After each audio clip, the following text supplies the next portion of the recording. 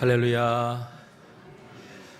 오늘도 하나님 기뻐 받으시는 예배 올려드리기를 원합니다. 우리 다 같이 자리에서 일어나셔서 우리 주는 위대하며 우리 함께 찬양할까요?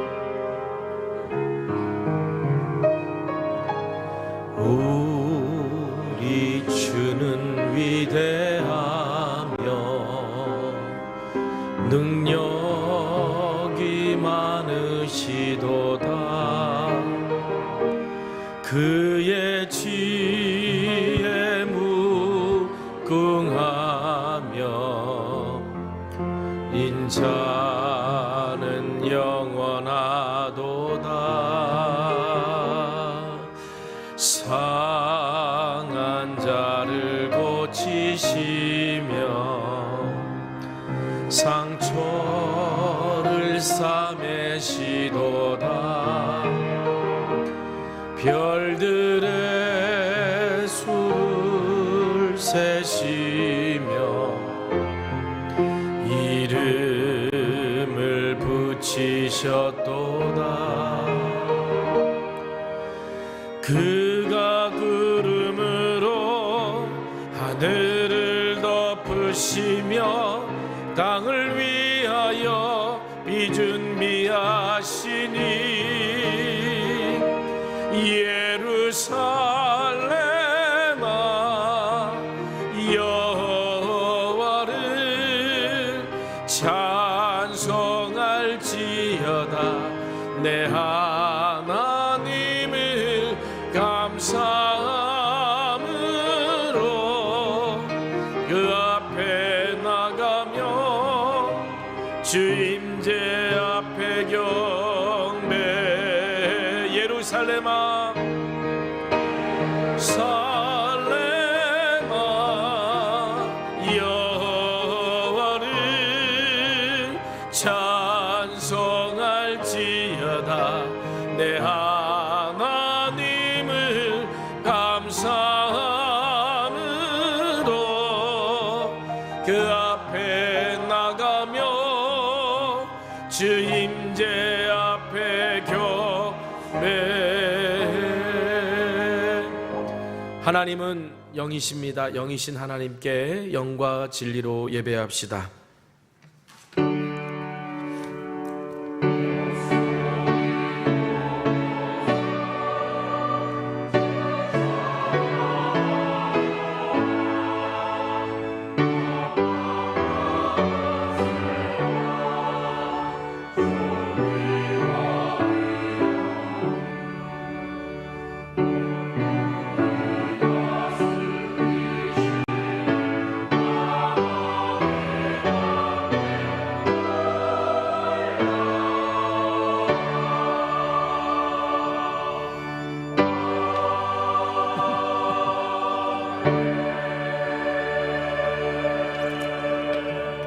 (25장) 찬송하겠습니다.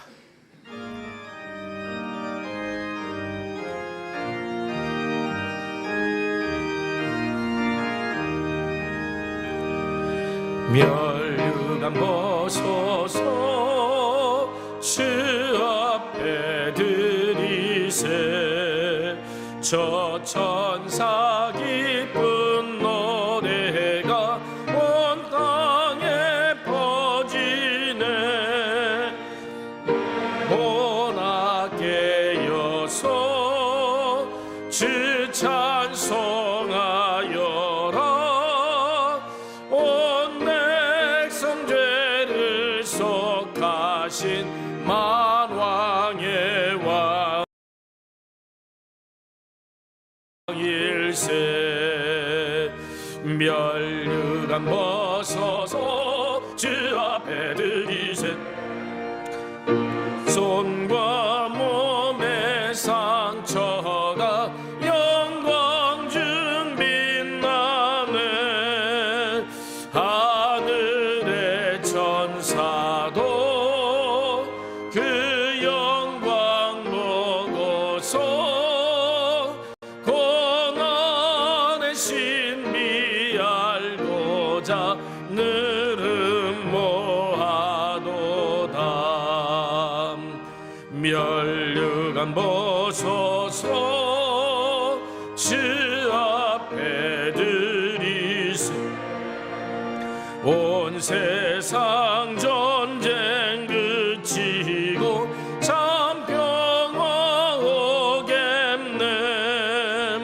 주 보좌 앞에서 온 백성 엎드려 그 한량없는 영광을 늘 찬송합니다.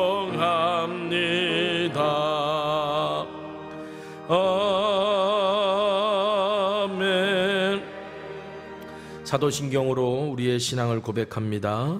전능하사 천지를 만드신 아버지를 내가 믿사오며 그 외아들 우리 주 예수 그리스도를 믿사오니 이는 성령으로 잉태하사 동정녀 마리아에게 나시고 본디오 빌라도에게 고난을 받으사 십자가에 못 박혀 죽으시고 장사한 지 사흘 만에 죽은 자 가운데서 다시 살아나시며 하늘에 오르사 전능하신 하나님 우편에 앉아 계시다가 저리로서 산자와 죽은 자를 심판하러 오시리라. 성령을 믿사오며 거룩한 공예와 성도가 서로 교통하는 것과 죄를 사하여 주시는 것과 몸이 다시 사는 것과 영원히 사는 것을 믿사옵나이다. 아멘.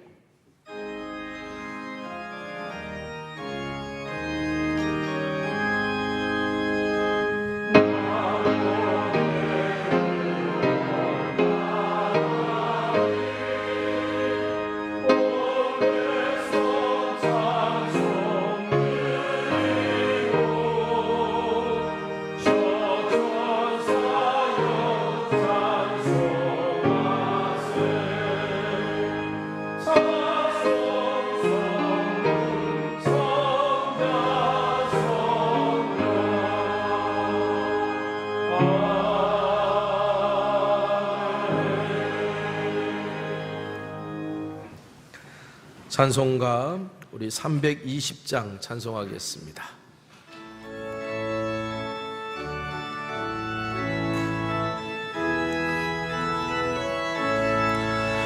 나의 죄를 정케하사 주의 일꾼 삼으신 구세주의 넓은 사랑 항상 찬송합니다.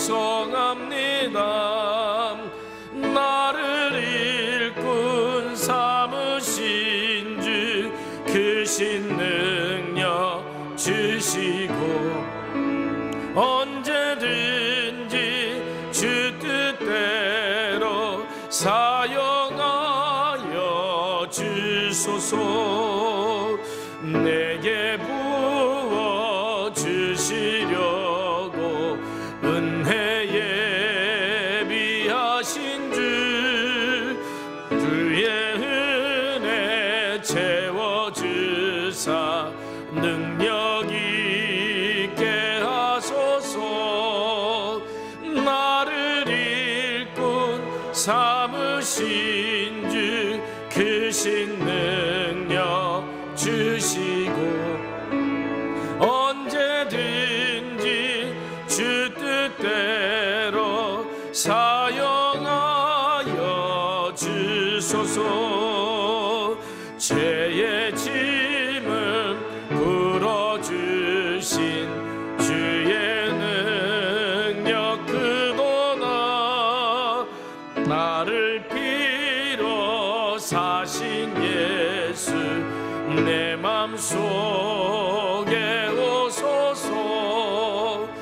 나를 일꾼 삼으신 주 크신 능력 주시고 언제든지 주 뜻대로 사용하여 주소서.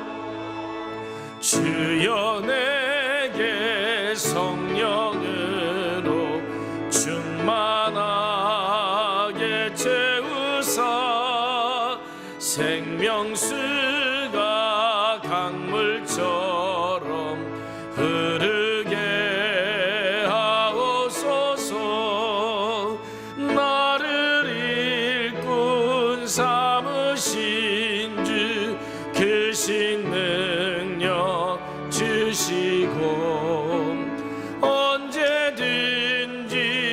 주 뜻대로 사용하여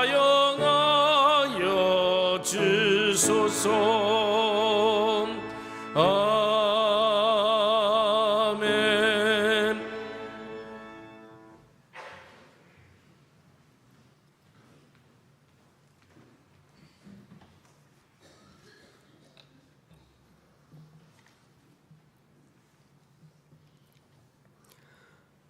참 소망이신 하나님, 주님의 보좌 앞에 부르시고 하나님을 찬양하게 하여 주심을 감사드립니다.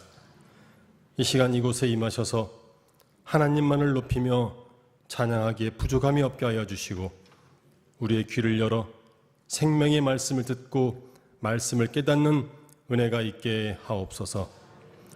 한 주간도 주님의 은혜로 살아갈 수밖에 없는 연약한 존재임에도 때때로 주님을 잊고 하나님과 동행하기보다는 세상 일에 분주하여서 하나님 나라의 소망을 기억하지 못하고 이 땅에서의 유익과 만족만을 바라보면서 살았음을 고백합니다.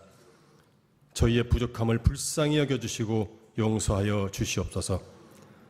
하나님, 저희가 연약해서 날마다 넘어지지만 악은 모양이라도 버리라고 하신 말씀에 순종할 수 있도록 붙들어 주시고 주님의 말씀대로 주님의 뜻대로 살 수 있는 힘과 능력을 허락해 주시옵소서. 우리의 삶이 비록 주님의 자녀로 합당하지 못할지라도 주시는 은혜로 말미암아 성숙한 주의 은혜로 살아가면서 지극히 작은 것에도 충성함으로 주님께 인정받고 칭찬받는 주님의 자녀가 되게 하여 주시옵소서. 교회를 사랑하시는 하나님, 우리의 연약한 손과 발을 들여 교회를 섬길 때 교회가 든든히 세워지고 영혼들이 구원받는 역사들이 많이 있게 하여 주시옵소서. 우리 성촌교회 주신 사명을 온전히 감당하게 하시고 악한 세대 속에서 먼저 주의 거룩한 제단을 세우라고 하신 말씀에 순종하여 저희들이 먼저 깨어나 중보의 단을 세우며 모든 성도들이 부르신 목적과 은사대로 한 마음과 한 뜻과 한 영으로 연합하며 충성하게 하시고 혼탁하고 어두운 이 세상 가운데 예수 생명과 평안의 소망을 전하는 축복의 통로들이 되게 하옵소서.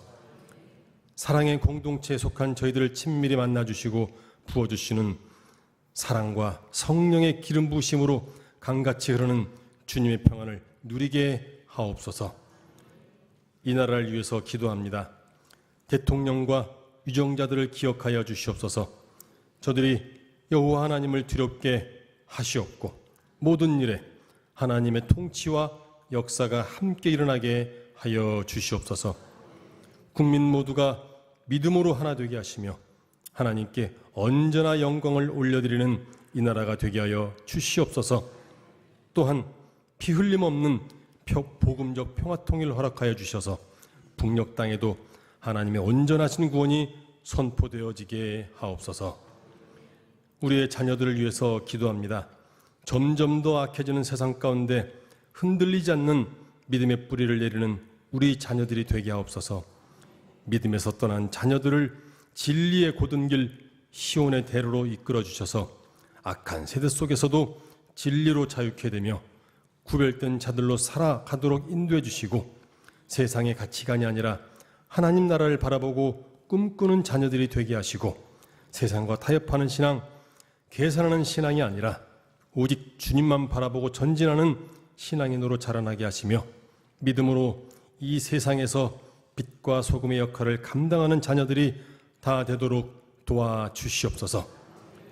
창조의 능력과 지혜로 하나님의 비전을 다음 세대들에게 부어주셔서 진리와 성령의 능력으로 세상을 이끌며 기도하는 리더들로 세워주시옵소서. 이 시간 말씀을 들고 단위에 서시는 담임 목사님을 성령께서 늘 함께 하시고 붙들어 주시기를 기도합니다. 말씀을 선포하실 때 그 입술에서 나오는 말씀이 하나도 땅에 떨어지지 아니하고 저희들의 마음밭에 심기어서 성령의 열매로 나타나게 하여 주시고 그 말씀을 통해서 저희들의 삶의 방향이 바뀌고 옛사람의 성품이 죽어지며 우리의 영혼이 새롭게 되어서 세상을 이길 능력의 말씀이 되게 하여 주시옵소서. 내일부터 필리핀 열방 선교교회 선교지 방문하시는 담임 목사님과 사모님의 모든 일정에도 함께 하셔서 건강 지켜주시고 더 큰 하나님 나라를 보고 오실 수 있도록 동행하여 주시옵소서.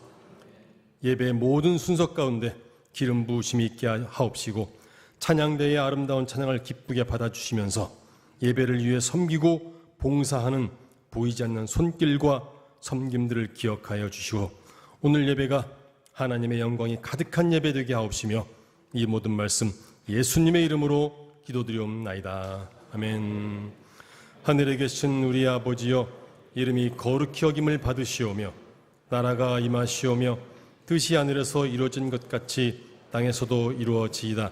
오늘 우리에게 일용할 양식을 주시옵고 우리가 우리에게 죄 지은 자를 사하여 준 것 같이 우리 죄를 사하여 주시옵고 우리를 시험에 들게 하지 마시옵고 다만 악에서 구하시옵소서. 나라와 권세와 영광이 아버지께 영원히 있사옵나이다. 아멘.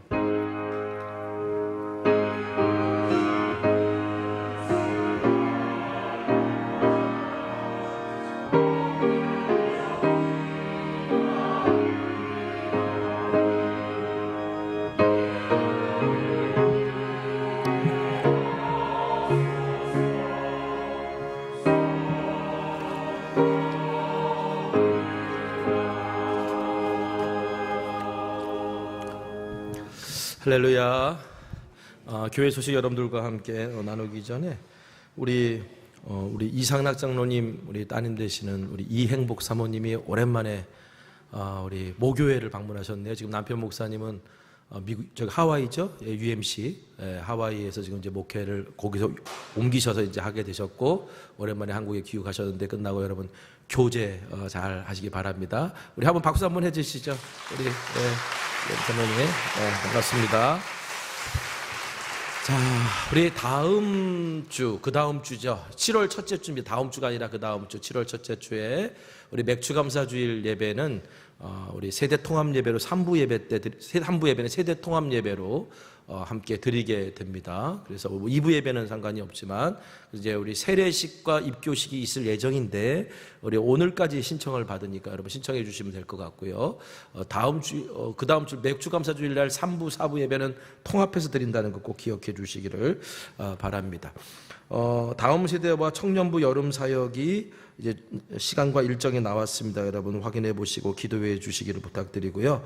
우리 교회 홈페이지를 좀 쉽게 여러분이 가지고 있는 스마트폰에 접근하실 수 있도록 이제 좀 오랫동안 좀 시간이 좀 걸렸는데 어플이죠. 우리 아이폰과 이제 안드로이드 폰 거기 어플로 들어가서 까실 수 있어요. 그러니까 성천교회라고 검색하시면 뜹니다. 그리고 아니면 이제 여기 QR 코드 사용하셔서 사용하시면 여러분 핸드폰에 우리 앱을 깔듯이 까실 수 있어요. 그러니까 또 주변 사람들에게도 그렇게 또 권면해 주실 수 있고 그러니까 여러분들이 많이 이용해 주시기를 바랍니다. 우리 이번 주 토요일 날은 우리 백명순 권사님의 자녀 이은혜 양 결혼식이 우리 이제 광화문에 있는 예식장에서 오후 6시 반에 열리게 되는데요. 여러분 많이 축복해 주시고 기도해 주시기를 부탁드리겠습니다. 그리고 제가 우리 장로님 기도하셨던 것처럼 우리 내일부터 다음 주일은 제가 이제 교회에서 못 지키고 1월 27일까지 필리핀 열방선교교회 필리핀 방문하게 됩니다. 뭐 비장한 각오로 선교 가는 게 아니고 그곳에서 하나님이 주신 비전도 좀 함께 보고 그곳에 있는 교회 3년 동안 어떻게 세워져 갔는지 좀 같이 확인하고 또 내년도 목회도 다시 계획도 한번 세워보고 하는 그런 시간으로 다녀오니까 여러분 기도해 주시기를 바라고요. 이제 우리 교회 11인승 승합차가 새로 나왔습니다. 우리 두 분 장로님이 새로 신천 장로님 되시면서 이제 헌금하신 것들이 있는데 요새는 차가 오래 걸리더라고요. 한 1년 이상 걸렸습니다. 그래서 1년 가까이 걸린 것 같은데 우리 11인승 하얀색 스타리아입니다. 이제 그 차가 운행할 거예요. 한 차는 그래서 이거 우리 교회 차구나. 다 이름 써놓을 테니까 기억하시고 그 차를 운행할 때 착오 없으시기를 바랍니다. 자, 우리 한 주간 동안 편안하셨습니까? 자, 오늘 시간 서로 축복하는 시간 갖도록 하겠습니다. 당신은 하나님의 언약 안에 있는 축복의 통로입니다.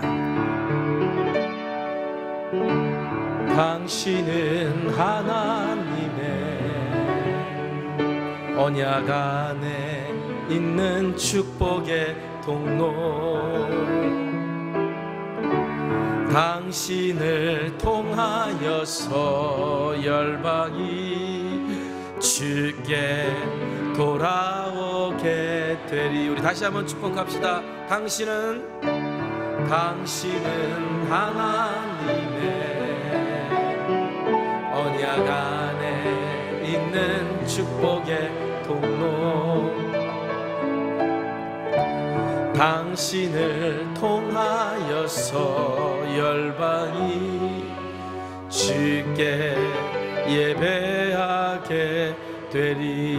할렐루야. 우리 하나님께 영광 올려드립니다. 아멘. 자, 오늘 우리 삶에 들어온 30번째 주님의 말씀입니다. 고린도전서 3장 9절입니다. 고린도전서 3장 우리 9절 말씀, 우리 한 절 말씀이니까요, 우리 한 목소리로 같이 봉독하겠습니다. 자, 시작. 우리는 하나님의 동역자들이요 너희는 하나님의 밭이요 하나님의 집이니라. 아멘.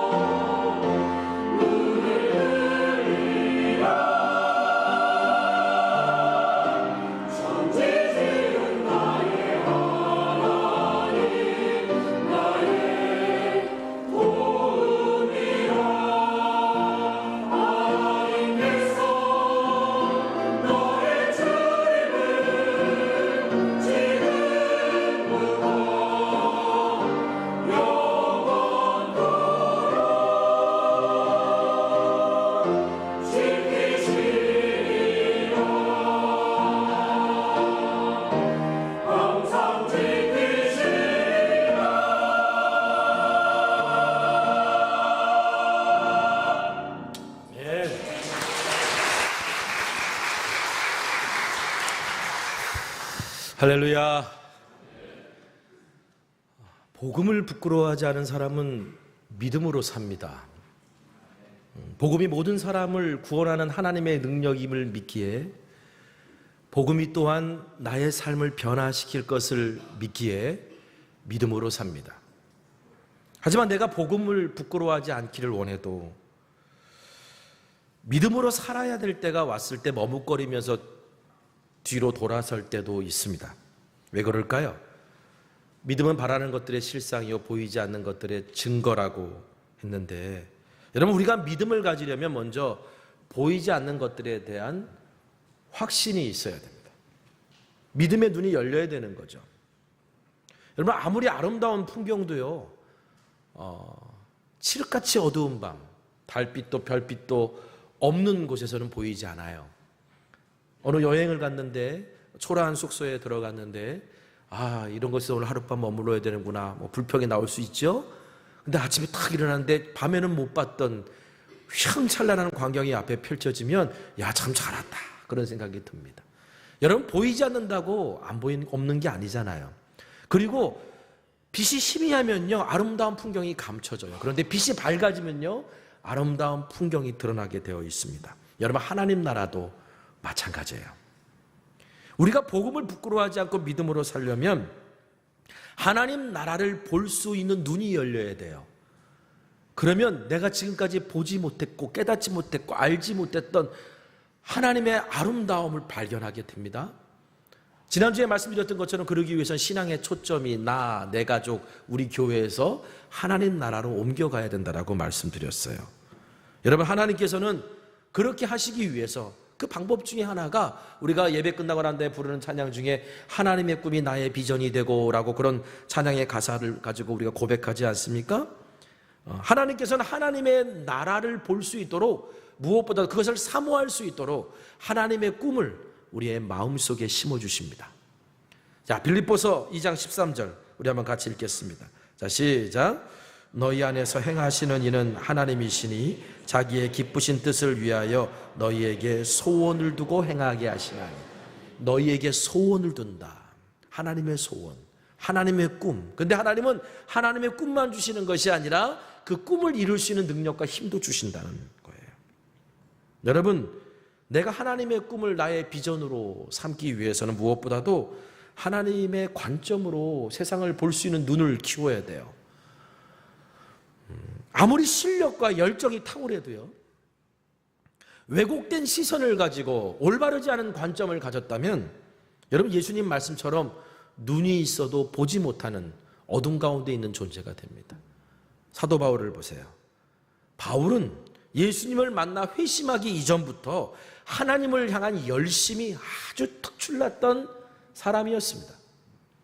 바울은 자신이 로마 시민권자라는 신분, 그리고 유대인들이 가장 존경하는 랍비였던 가말리알의 제자라고 하는 그런 어떤 하나의 명성, 그리고 그가 바리새인들을 가르치는 바리새인으로서의 가지고 있는 그 위치, 이런 것들을 가지고 보면 이 사도 바울은요, 그냥 편안하게 살 수 있는 사람이에요. 그런데 성경을 보면 바울은 그리스도인을 박해하는 일에 있어서는 저 멀리 타국까지, 다메섹까지 달려가서 교회를 없애려고 하고 그리스도인들을 박해하려고 했지 않습니까? 이거는요, 그가 가지고 있는 하나님을 향한 열심이, 하나님을 향한 열심이 진심이었다는 거예요. 진심.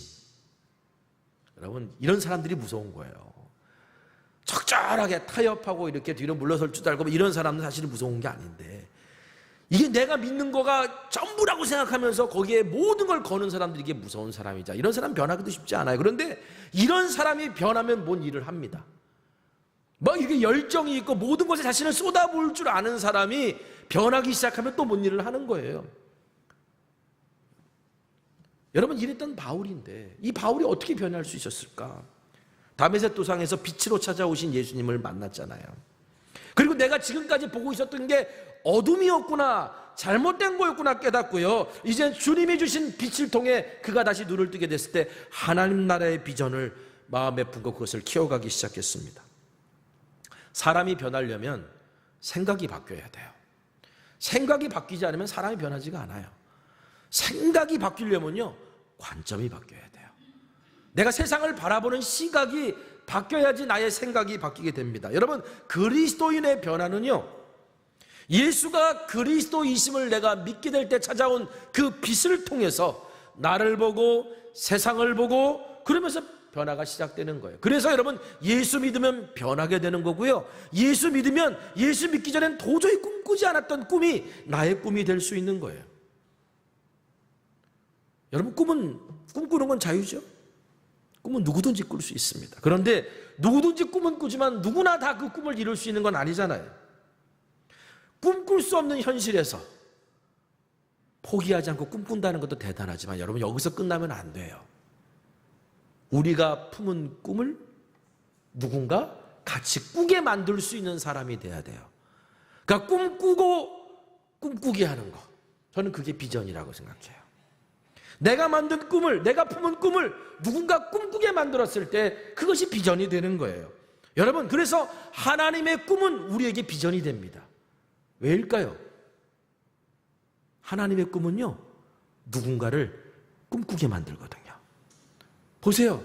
하나님이 아브라함에게 하나님의 꿈을 알려주셨어요. 나는 이런 꿈을 꾸고 있다. 아브라함아, 네가 복받은 사람 되길 원한다. 너를 통해서 사람들이 복을 받기를 원한다. 그래서 너를 통해서 나의 잃어버린 자녀들이 다 돌아오는 그런 꿈을 꾸고 있다. 하나님께서 아브라함의 그 꿈을 알려줬더니 아브라함이 그 꿈을 가슴에 품고 본토 친척 아비 집을 떠났잖아요. 같이 꿈꾼 거예요. 야곱도 그랬잖아요. 베델에서 하나님이 보여주신 꿈을 꿨어요. 그랬더니 그것이 자신의 소원이 되고 자신의 길이 되잖아요. 요셉을 보세요. 요셉은 꿈꾸는 자가 오는도다라고 형들이 요셉을 향해서 조롱했어요. 그런데 그 꿈 때문에 고난받기도 했지만 요셉을 통해서 많은 사람들이 꿈꿀 수 있게 됐어요. 여러분, 꿈은 누구나 꿀 수 있어요. 그러나 그 꿈은 누구나 이룰 수 있는 게 아니에요. 그 꿈을 이루려면요, 값을 치러야 돼요. 값을 치른 꿈, 이것만이 이루어질 수 있는 꿈이고, 저는 비전이란 값을 치른 꿈이라고 저는 생각합니다. 여러분, 하나님의 꿈이 왜 비전이 되는 줄 아세요? 하나님은요, 당신의 꿈에 값을 치르셨거든요. 오늘 잃어버린 당신의 자녀들, 타락하고 무너져버린 이 땅에 하나님 나라를 세우기 위해서, 그 하나님의 꿈을 이루기 위해서 하나님은 어떤 값을 치르셨어요? 요한복음 3장 16절 한번 같이 읽겠습니다. 자, 시작. 하나님이 세상을 이처럼 사랑하사 독생자를 주셨으니 이는 그를 믿는 자마다 멸망하지 않고 영생을 얻게 하려 하심이라. 아멘. 하나님은 하나님의 꿈을 이루시려고 독생자 예수 그리스도를 우리의 대속제물로 내어주시는 값을 치르셨어요. 그렇다면요, 하나님의 꿈이 나의 비전이 되기 위해서 나는 그 꿈을 위해 어떤 값을 치러야 될까요? 우리가 치러야 될 그 값은 뭘까요? 로마서 12장 1절에 보면, 그러므로 형제들아, 내가 하나님의 모든 자비하심으로 너희를 권한 너희 몸을 하나님이 기뻐하시는 거룩한 산 제물로 드려라. 우리가 하나님 앞에 하나님의 꿈을 나의 비전이 되기 위해서 우리가 값을 치러야 되는 그 값이 뭐냐면 내 몸을 드리는 거예요. 내가 거룩해져서 드리는 게 아니고, 내가 하나님 앞에 드리면 하나님이 우리를 거룩하게 만들어 가셔서 하나님의 꿈을 이루신다는 거죠. 하나님의 꿈이 나의 비전이 되게 하신다는 거죠. 여러분, 내 몸을 하나님께 드린다는 건 나의 지정의를 하나님께 모두 맡긴다는 거예요. 여기에는 믿음이 필요합니다. 그리고 이 믿음은 내가 하나님께 드렸을 때 그것을 이루는 과정, 그리고 결과, 그리고 하나님이 나를 어떻게 사용하실지에 대한 것도 맡기는 믿음이에요. 지난 주간 로마서 말씀 묵상하면서 사도 바울이 이사야와 예레미야서에 나오는 토기장이와 그릇의 비유, 진흙의 비유를 가지고 유대인들에게 이렇게 질문하는 내용이 우리가 함께 읽었었습니다. 로마서 9장 21절 보니까, 토기장이가 진흙 한 덩이로 하나는 귀 있을 그릇을, 하나는 천이 있을 그릇을 만들 고난이 없느냐. 그릇이 토기장이에게 아니 나를 왜 이렇게 만드셨어요? 라고 말할 권리가 없다는 거예요. 여러분, 진흙은 토기장이의 손에서 토기장이의 의지대로 어떤 그릇으로 만들어질지 결정됩니다. 여러분, 하나님께서 우리를 사용하시는 것도 똑같아요. 여러분, 그렇다면 이 사실을 믿는 자의 합당한 태도가 뭐냐면 하나님이 나를 어떤 그릇으로 빚어주시든 그것을 나의 부르심으로 알고 순종하는 거예요. 여러분, 하나님이 우리를 그릇으로 빚으신다면 여러분, 큰 그릇과 작은 그릇 중 어떤 그릇이 되고 싶으십니까? 답은 없어요. 그냥 여러분 마음에 소원을 얘기하시면 돼요. 여러분 마음에는 다 큰 그릇 이렇게 얘기하고 있잖아요. 그렇죠? 나 큰 그릇 되고 싶어요. 저도 그랬어요. 나는 복음을 부끄러워하지 않습니다. 제가 회심하고 하나님 앞에 이렇게 고백했을 때, 야, 하나님이 나를 막 이렇게 달달 볶으셔서 눈물 콧물 다 빼게 하셔서 내게 이 고백을 시키신 것은 나를 큰 그릇 만들려고 그러시는구나 라고 생각했었어요. 또 너를 부흥의 도구로 내가 삼겠다라고 말씀하실 때, 야, 하나님이 나에게 이런 비전을 주신 것은 나를 큰 그릇 만들려고 그러시는 거구나 라고 생각했었어요. 그런데 저는 제 그릇이 얼마나인지 정확하게 주님께서 2번 똑같이 가르쳐 주셨어요. 저는 그래서 제 그릇을 알아요. 여러분 너무 실망하지 마십시오. 제 그릇은 간장 종지만 합니다. 제 그릇은 간장 종지만 해요. 첫 번째 하나님께서 저에게 내 그릇의 크기를 보여주셨을 때 저 이 사실을 받아들일 수가 없었어요. 그래서 이건 우리 교회 그릇 아니에요? 이건 우리 성도들 그릇 아니에요? 라고 부인했어요. 인정하고 싶지 않았던 거예요. 그리고 7년이 지났어요. 하나님께서 어느 날 똑같은 꿈을 꾸게 하시는데 내 그릇은 간장 종지만한 것이라고 다시 가르쳐 주시는 거예요. 근데 7년 후에 저는 변해 있었어요. 받아들였어요. 주님, 제 그릇은 간장 종지만 합니다. 그리고 저는 이렇게 고백했어요. 저는 1달란트 받은 종입니다. 이것도 과분합니다. 여러분, 제가 이 고백을 할 수 있을 때까지 그 7년 동안 주님은 저를 훈련시키셨던 거예요.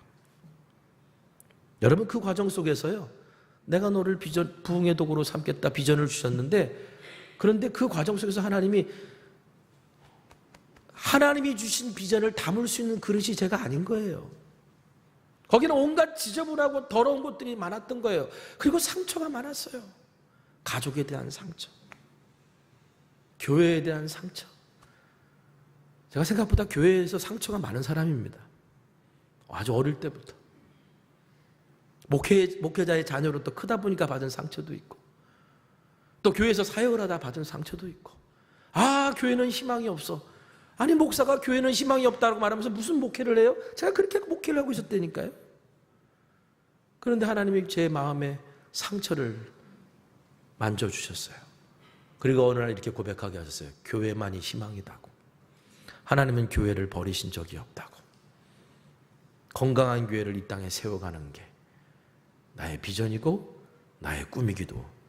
그런 고백을 하나님이 그 과정 속에서 하게 하셨어요. 여러분, 마태복음에 나오는 달란트 비유를 보면요, 2달란트, 5달란트 받은 종들은 2달란트, 5달란트를 남겨요.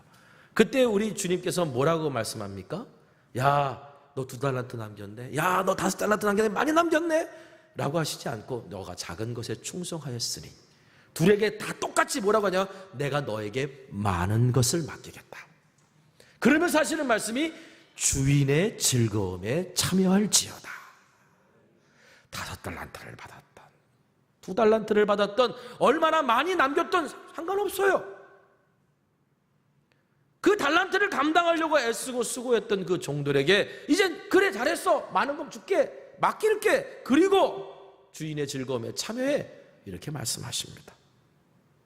여러분, 마찬가지로요, 우리가 어떤 그릇으로 빚어지든지, 내가 아무리 작은 간장 종지만한 그릇이라 할지라도요, 하나님 나라 잔치상에 늘 올라가 있는 그릇이면 돼요. 그렇지 않아요? 여러분, 창고에 쌓아두고 1년에 한 번 끝내는 그런 그릇보다는 하나님 나라 잔치상에 늘 올라와 있는 작은 그릇이 좋지 않아요? 바자회 때 내놓으려고 창고에 처박아 놓은 그릇보다는 작아도 보잘것없어도 주인의 손에 늘 들려있는 그릇이 되는 게 좋지 않아요? 횟집에 가잖아요. 그럼 회가 맛있지요. 그런데 거기 보면 앞에 간장 종지가 있습니다. 고추장 종지가 있습니다. 그렇죠? 그거 없다고 생각해 보세요. 밥그릇에다가 국그릇에다가 여러분 간장 부어줘 고추장 부어주면 그게 먹는 맛이 안 나요. 좋은 식당 가잖아요. 그러면 비빔밥을 내놓는데 비빔밥에다가 고추장 넣어서 주지 않습니다. 고추장 그릇이 따로 나와요. 그렇죠? 다 작은 그릇들이 뭔가 또 그 식탁을 풍요롭게 하고 감칠맛 나게 하고 뭔가 꾸미는 그 역할들을 하잖아요. 오늘 저와 여러분이 하나님 나라 잔치상에 늘 올라가 있는 그릇 되기를 주님의 이름으로 축원합니다. 그래서 하나님은 그것을 위해서 우리를 그렇게 올려놓으시려고 우리를 준비시키시는 거예요. 사도 바울을 보세요. 바울이 다메섹에서 예수님 만나고 난 다음에 회심하고 나를 이방인의 사도로 부르셨어.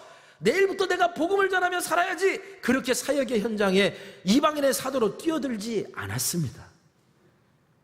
하나님이 자신을 세울 때까지, 하나님이 내가 너를 빚었다, 내가 너를 쓰겠다라고 말씀하실 때까지 바울은 기다렸어요. 볼까요? 갈라디아서 1장 16절 18절 쉬운 성경입니다. 우리 한번 같이 읽어보겠습니다. 시작. 그래서 나는 하나님의 아들에 관한 복음을 이방인에게 전하게 하시려고 하나님께서 그 아들을 내게 보이셨습니다.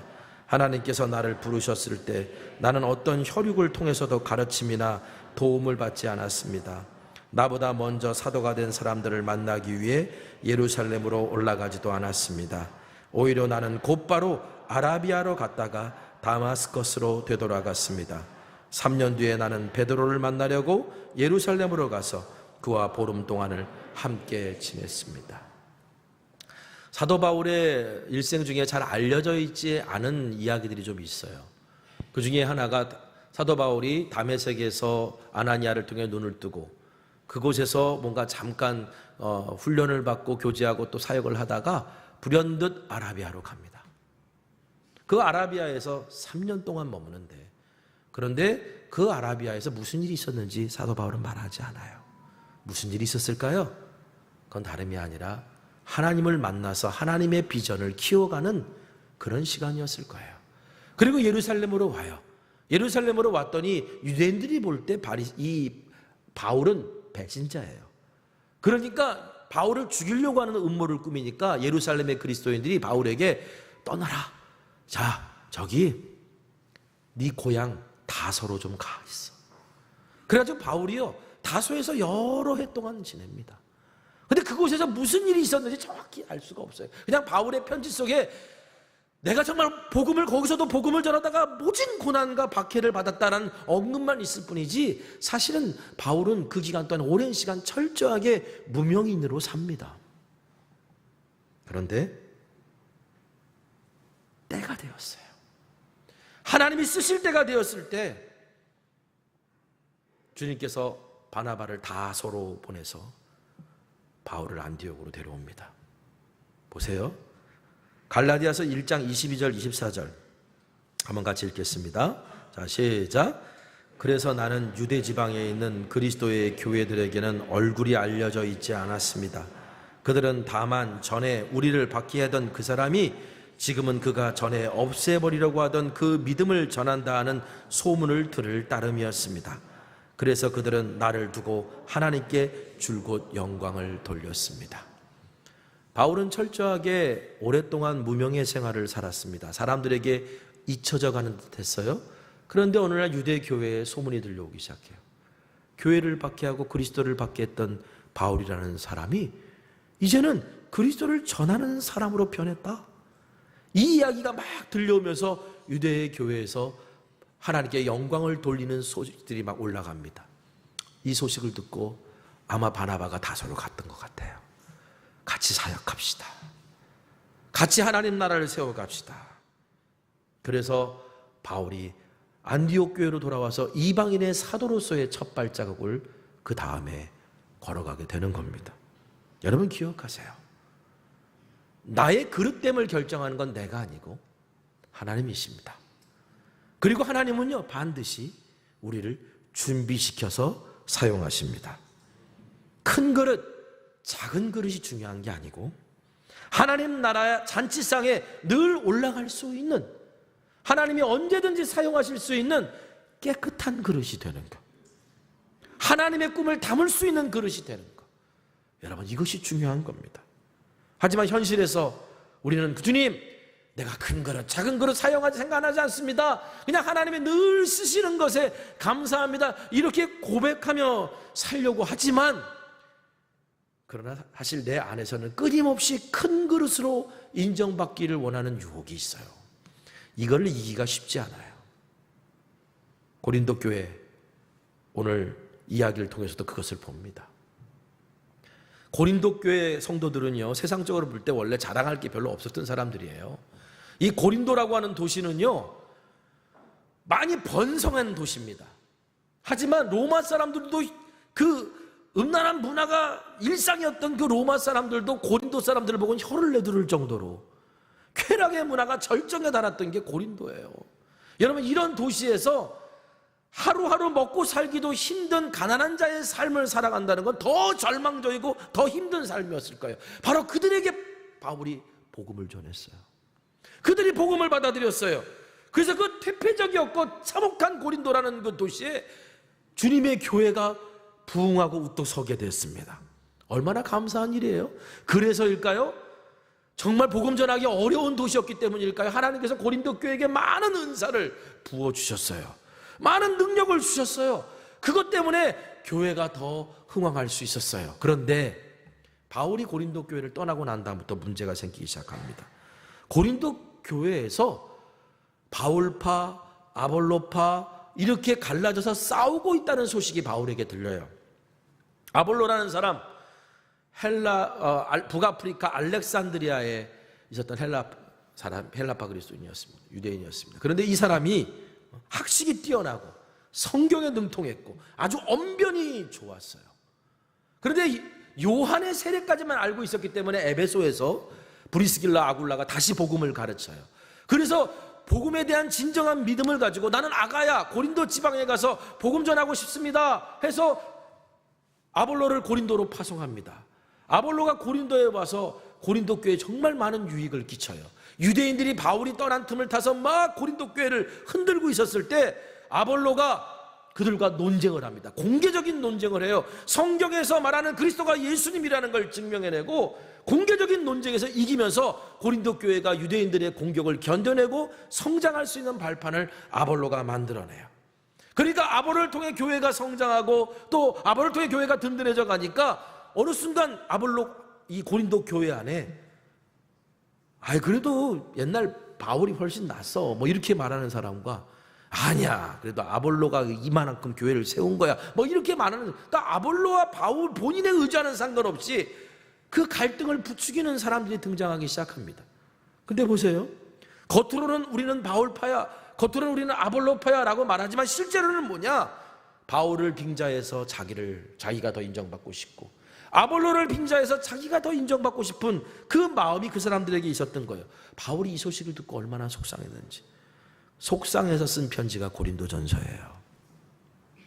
그 고린도전서에서 바울이 이렇게 말합니다. 오늘 본문 말씀 다시 한번 읽어볼까요? 자, 읽겠습니다. 자, 시작. 우리는 하나님의 동역자들이요 너희는 하나님의 밭이요 하나님의 집입니다. 우리는 하나님의 동역자들이다.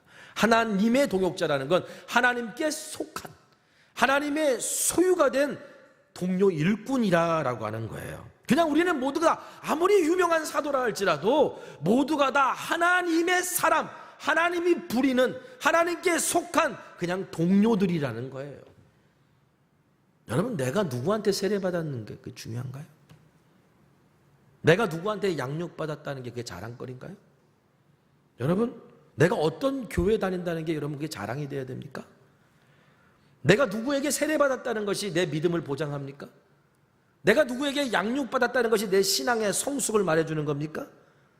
여러분, 성촌교회 다닌다면 모두 믿음이 좋은 사람입니까? 물론 그렇게 소문나길 바랍니다. 성척교회 다니면 모두 믿음이 좋은 사람입니까? 아니잖아요. 그건 우리가 자랑할 게 아니에요. 그래서 사도 바울이 말해요. 고린도 교인들에게 뭐라고 말하냐면, 야, 자랑하려면 주 안에서 자랑해. 그리고 부득불 자랑하고 싶어? 그러면 약한 것을 자랑해 라고 말합니다. 이거는 고린도 교회 성도들, 여러분들을 향해서도 하는 말이지만 무엇보다도 그런 대접을 받고 싶은 이 목사와 교회 지도자들에게도 하는 말이기도 합니다. 우리는 하나님의 동역자들이요. 바울과 아볼로는 하나님의 바친 고린도 교회에 열매를 얻게 하기 위해서 바울은 물 주는 역할로 부름받았던 사람이고, 심는 역할로 부름받았던 사람이고, 아볼로는 물 주는 역할로 부름받았던 사람이지. 그들의 수고가 오늘의 열매를 있게 만든 게 아니라 그들이 심고 물 주는 것을 인정하지만 결국 자라게 하신 건 누구라고요? 하나님이시라고. 그들이 심는 역할에 순종했기 때문에, 그들이 물 주는 역할에 순종했기 때문에 자랄 수 있었지만, 그러나 결과적으로 자라게 하시는 분은 하나님이시다. 사도 바울이 오늘 그들에게 이렇게 말합니다. 여러분, 심는 이나 물 주는 이는 아무것도 아니로되, 여러분, 그들의 역할과 그들의 일이 하잘데 없는 일이 아니었다라는 그런 말은 아닙니다. 이것은 우리가 어떤 수고를 해도 결국은 밭에서 열매를 맺는 건, 자라기 위해서 열매를 맺는 건 하나님이 하신 일이니 이게 우리의 자랑거리가 돼서는 안 된다는 거예요. 문제는요, 이걸 인정하지 않고 자랑거리로 삼을 때부터 문제가 되는 거예요. 그래서 바울이 왜 그렇게 고린도 교회 안에서 이렇게 싸우고 하느냐, 그 원인을 이렇게 얘기하죠. 고린도전서 3장 3절입니다. 고린도전서 3장 3절 우리 한번 같이 읽겠습니다. 자, 시작. 너희는 아직도 육신에 속한 자로다. 너희 가운데 시기와 분쟁이 있으니 어찌 육신에 속하여 사람을 따라 행함이 아니리요. 지금 고린도 교인들은 서로 싸울 때, 여러분 보세요. 내가 성숙하다라고 생각하니까 서로 가르치려고 들고 서로 싸우려고 하는 거예요. 그렇죠? 나는 다 자랐다고 생각하니까. 고린도 교인들은 그러면서 서로 싸웠어요. 근데 바울이 말합니다. 야, 내가 보니까 너희들 이제는 단단한 음식을 줘도 먹을 줄 아는 어른인 줄 알았더니 성숙한 자가 아니라 어린애들이네. 아직도 젖이나 우유를 다시 먹여야 되는 것들이네. 왜냐? 너희들 안에 아직도 그 시기의 문제를 해결하지 못했냐? 그 안에는 정욕의 문제를 아직 해결하지 못했냐? 너희들이 지금 다투고 갈등하고 있는 것, 그런 문제로 다투고 갈등하고 있다는 것은 결국은 아직 미성숙한 존재라는 것을 반증하는 거다라고 말해요. 그러면서 사도 바울이 말합니다. 너희는 하나님의 밭이야. 교회는 하나님의 밭이야. 하나님이 열매를 얻기 위해 조성한 밭이야. 그곳에서 하나님이 자라게 하시고, 그렇게 하기 위해서 오늘 우리는 끊임없이 우리 안에 있는 돌을 솎아내야 되고, 가시덤불을 걷어내야 되고, 작은 여우가 들어와서 활개치지 않도록 울타리를 다시 점검해야 되고, 가꿔야 되는 하나님의 밭이야. 그래서 하나님은 이 밭에서 열매를 원하셔. 그리고 또 말합니다. 너희는 하나님의 집이야.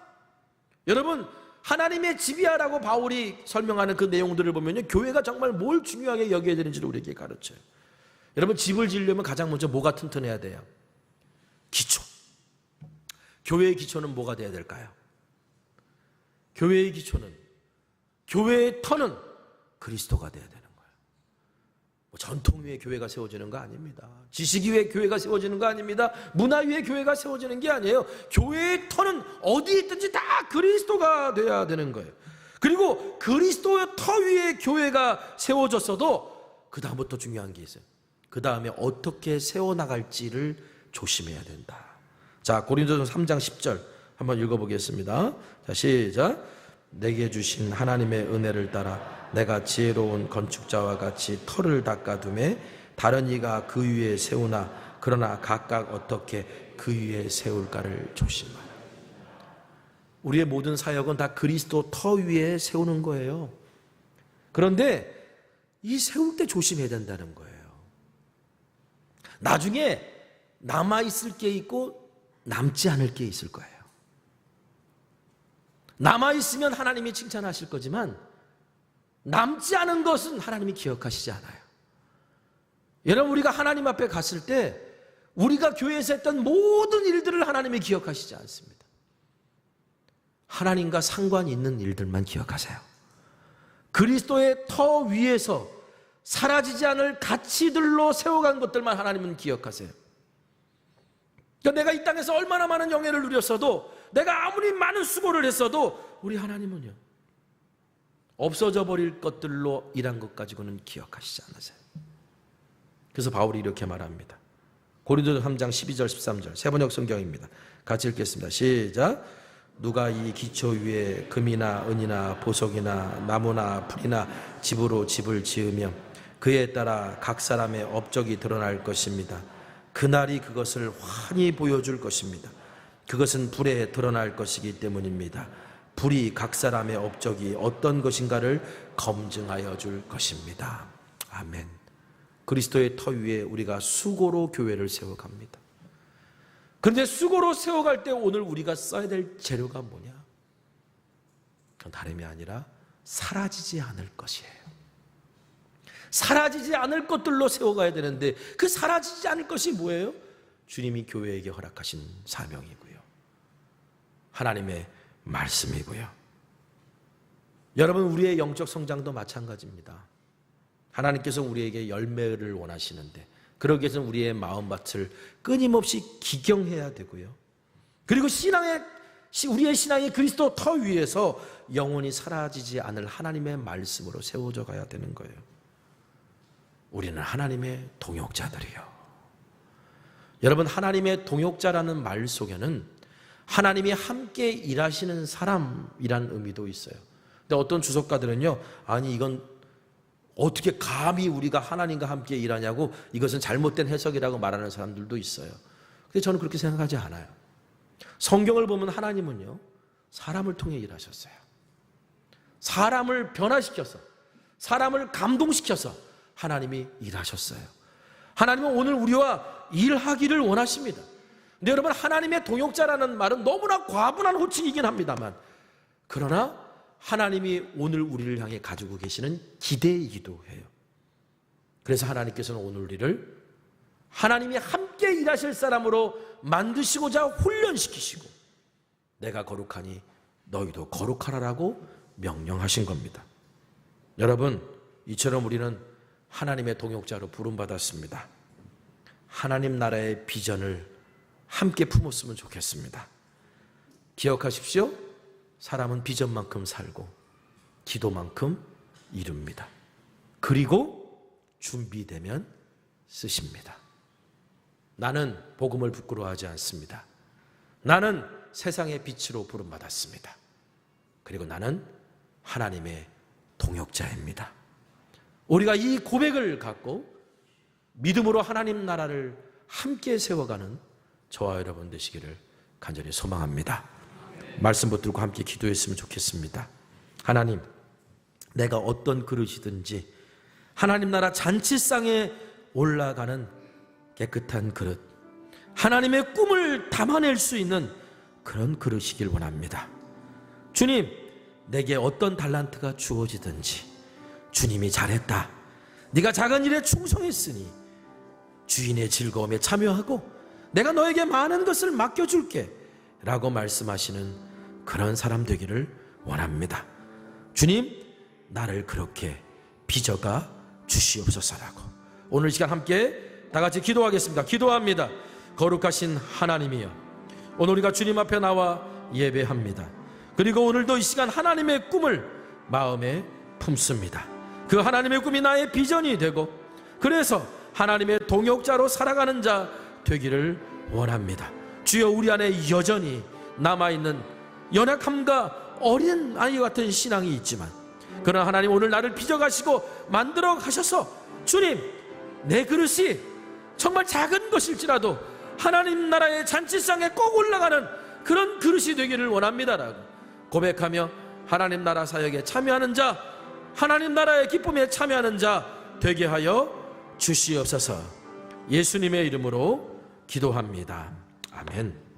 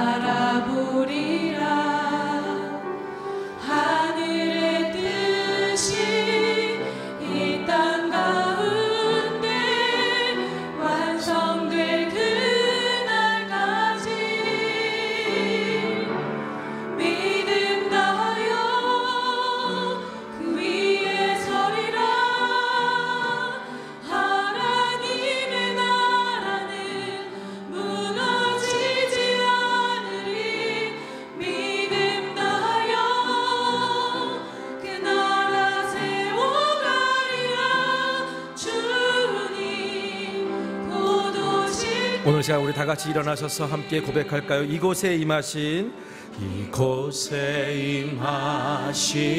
하나님 나라 가난한 마음으로 바라보리라.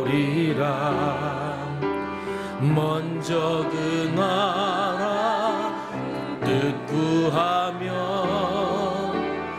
나의 삶 드리리. 주님이 맡기신 하나님 나라 믿음의 눈으로 바라보리라. 하늘의 뜻이 이 땅 가운데 완성될 그날까지 믿음 다하여 그 위에 서리라. 하나님의 나라는 무너지지 않으리. 믿음 다하여 그 나라 세워가리라. 주님 곧 오실 때 믿음 다하여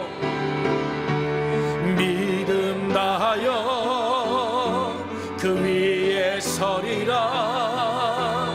하나님의 나라는 무너지지 않으리.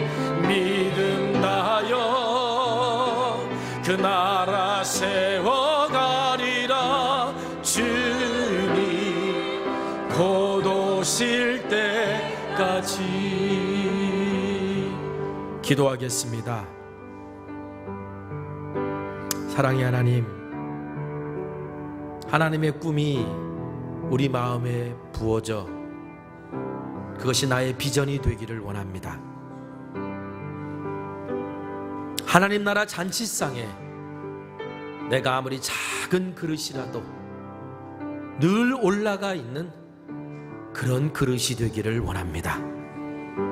주님이 늘 쓰실 수 있도록 깨끗하게 준비되어 있고 하나님의 꿈을 언제나 담아낼 수 있는 그런 그릇으로 준비되어 있기를 원합니다. 오 주님, 그 주인의 즐거움에 참여케 하여 주시고 내 믿음이 그 하나님 나라 위에 늘 서 있을 수 있도록 붙들어 주시옵소서. 오늘도 하나님을 구하고 하나님 나라의 삶을 힘겹게 살아가기를 원하는 주의 자녀들에게 하나님의 비전을 감당할 수 있는 힘과 능력을 주시옵고, 그리고 무엇보다도 이 땅에서 나의 드려지는 삶이 그리고 헌신이 하나님 나라의 열매로 맺혀지는 축복을 더하여 주시옵소서.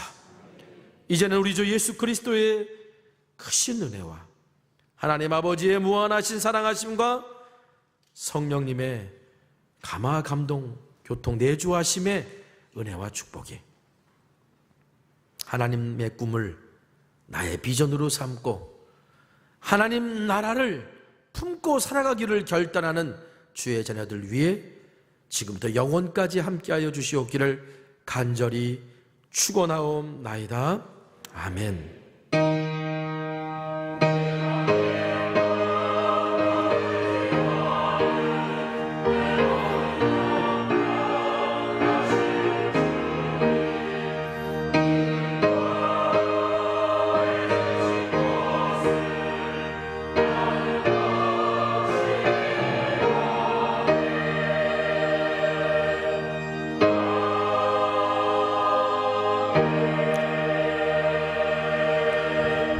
찬양하겠습니다.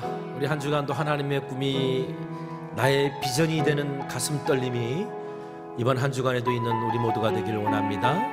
이 세상을 살아가는 동안에,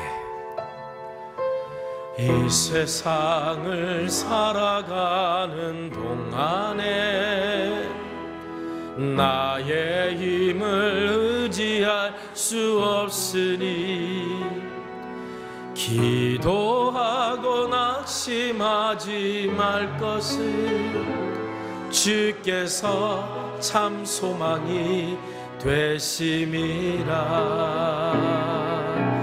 주의 길을 걸어가는 동안에 세상에 것 의지할 수 없으니